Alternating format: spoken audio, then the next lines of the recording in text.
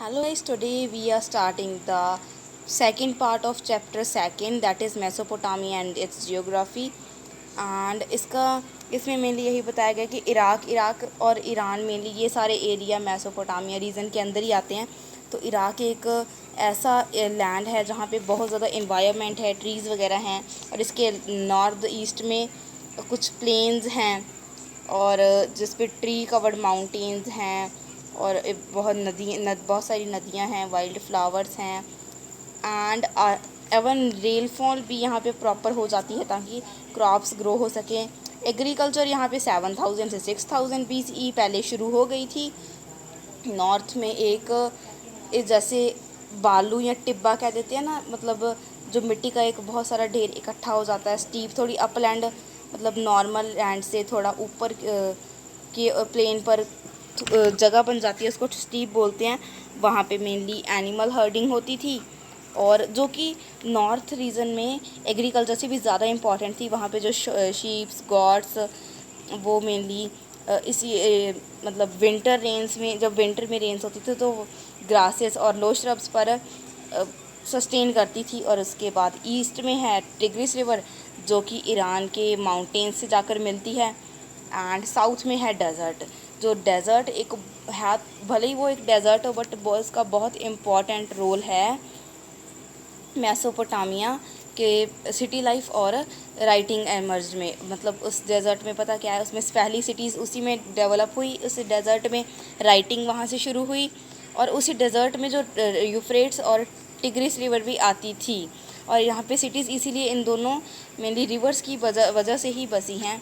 और जो ये दोनों रिवर्स हैं वो नॉर्दर्न माउंटेन से आती थी, जिसमें बहुत ज़्यादा भारी मात्रा में सेल्ट कुछ मिट्टी सी होती थी जो कि बहुत ज़्यादा फर्टाइल होती थी। और जब जो ये रिवर्स वो अपने एरियाज़ को फ्लड कर देती थी, तब जो मिट्टी उस एरिया में डिपॉजिट हो जाती थी उस डेजर्ट में, and the land become very much fertile.